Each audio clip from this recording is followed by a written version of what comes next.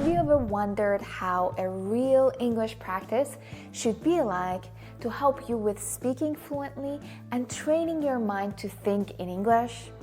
Well, in this video, I'm going to show you in practice how to do that by adding 3 important habits in your practices.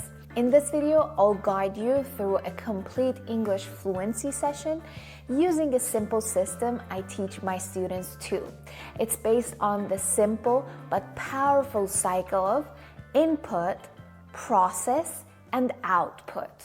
The input part is about listening and reading. The process part is about understanding and doing practices that train your mind to think in English. And the output part is all about the active practices that help you with your speaking. And if you add these 3 habits into your practice, fluency will come to you naturally with a little bit of patience. So just follow along and practice with me. You can watch it first to understand the whole picture, and then the second time to follow with the practices. Let's start with the first habit you need to build for fluency. You need to feed your brain with English consistently. Even just 5 minutes a day can make a big difference as long as you do it consistently. Now, here's the key. The best kind of input is when you combine listening and reading together. Why? Because you're receiving the same information in different ways. When you listen, you're training your ears, and when you read, you're training your eyes. And when you do both, you train your brain to understand English faster and more naturally. So for today, I prepared a short reading and listening practice that we'll do together to show you how it's done. Just listen first. We'll start by listening without reading the text, and that's exactly how real life works.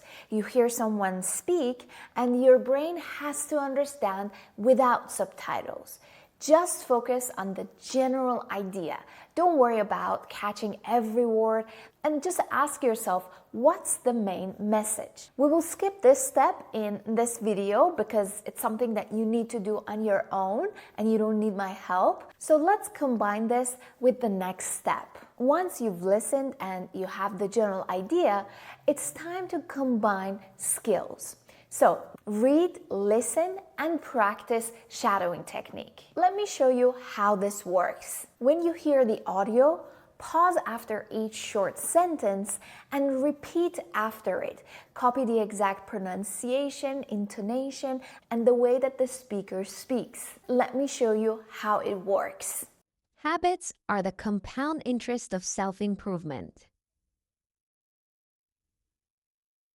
The same way that money multiplies through compound interest, the effects of your habits multiply as you repeat them. So you get what I mean. Now, we'll read the rest of the text at a normal speed, and I want you to pause after a short phrase and repeat after it. This is a great practice not only for pronunciation, but also for breaking your speaking block. So let's continue. They seem to make little difference on any given day, and yet the impact they deliver over the months and years can be enormous. It is only when looking back 5 or perhaps 10 years later that the value of good habits and the value of bad ones becomes strikingly apparent. This can be a difficult concept to appreciate in daily life. We often dismiss small changes because they don't seem to matter very much in the moment. For example, if you save a little money now, you're still not a millionaire. If you go to the gym 3 days in a row, you're still out of shape. If you study a language for an hour tonight, you still can't speak it. We make a few changes, but the results never seem to come quickly, so we slide back to our previous habits. Unfortunately, the slow pace of transformation makes us quit early in the process. Great. So that was our input practice and the first habit you need to develop for speaking fluently. And now that your brain is warming up, let's move on to the next habit that trains your mind to think in English. All right, now that we've listened, read, and repeated the text, let's go one step deeper. Now it's time to understand it in English and, more importantly, train our mind to think in English. Because if you always rely on translation, you'll stay stuck in your head. But if you train your brain to process English directly into English, that's when fluency starts to happen naturally. So how do you do that? Let me walk you through it step by step. So whenever you come across a new word or phrase, underline it, and here's what I want you to do with it. First, try to guess the meaning on your own. Look at the sentence and use the context to see if you can get what the speaker is trying to say. Even if you're wrong, that's absolutely okay. This step is very important because it helps you build the skill of staying calm whenever you don't understand everything. And trust me, you don't need to know everything to speak fluently. So let's take a look at the text.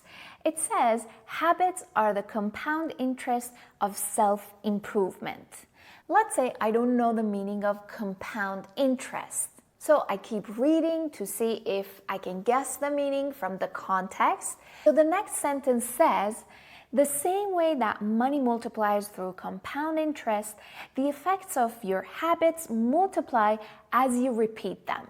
So it simply means when you do something consistently, over time the effect multiplies. If you cannot guess the meaning, that's absolutely okay. We can go to the next step. Check the meaning using an English to English dictionary. I recommend the Cambridge Dictionary online. Look up the new word and read the definition and examples all in English. For example, with the word compound interest, when we look it up, it says this. It is mainly used in the finance context, and this is the meaning, and here's the example. If you want to clarify it even more, you can also search Google image to visually see what's the meaning of this word. With some words, it works perfectly well. With some words, maybe not, but it's a great practice. This practice will help you train your brain to think directly in English. This step is super important. Remember, you're teaching your brain how to process the information. If when you don't know the meaning of the word, you check the translator, you're actually teaching your brain to always translate words.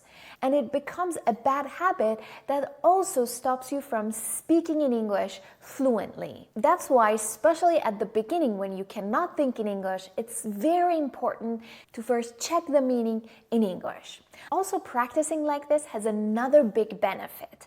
And that's when, for example, you're in the middle of the conversation and you don't remember the exact word that you want to say. You've already practiced saying the same idea in a different way. So you won't feel stuck in the middle of the conversation. Once you're finished with looking up the new words in English, then you can go to the step 3, which is optional. And that's checking a translator only if you feel like you need extra clarity. But remember, don't start with translation. Do it only for extra clarification. These practices will teach your brain how to behave, and they become your habit when you want to speak. I know, at first it might feel a little bit strange. It's just like going to the gym. The more you practice with the right method, the stronger your English thinking muscle becomes. Now, I want you to pause the video and do this practice with all the text and take note of all the new words that you can see. Don't skip this practice because it's exactly the part that helps you practice the language actively, not just passively listening to it. You can also continue watching the video to understand the full picture and then come back later to follow up these steps. So let's get to the last habit, which is about the output. This habit is about taking everything we've learned and put them into action and produce the language. This is another step that's missing for most language learners. And this is the most important practice for fluency, starting to produce the language. By now, you should well know what the text is all about. You read and listened to it multiple times, you looked up all the new words, so you should be ready to summarize it. So put the text aside, try not to look at it, and now write down what you remember. Just say what you remember in your own words. It doesn't have to be perfect. Just write whatever comes to your mind using your own words. If you forget a new word, no problem. Use a different one. If you feel you're really stuck, take a quick look and then keep going. The goal is to train your memory and active thinking in English. If you're following along with this practice, pause the video, summarize the text, and then continue with the rest of the video. When we write things, we organize our thoughts, so it will be easier to speak about it. So for the next step, grab your phone and record yourself speaking about it. Summarize it like you're telling a friend about what you learned. Then listen back to the recording and notice how you sound. Pay attention to your pronunciation, your rhythm, your tone, and then correct yourself. I know that at first it can feel uncomfortable, but that's the whole point. You only grow when you step out of your comfort zone.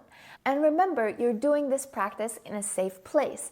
It's only you and you. So take your time and practice until you feel satisfied with the result. If you want to make it an advanced practice, you can talk about it to a friend or use ChatGPT as your speaking partner. And with all these practices, you're engaging all your senses. You're using both your conscious and subconscious mind to practice English. As a result, you will get to the fluency level that you want. You just need to stay consistent. And here's an important thing that I want you to remember. You don't have to do all these practices in one session. You can maybe just do a 15 minutes practice session today and go over the input part.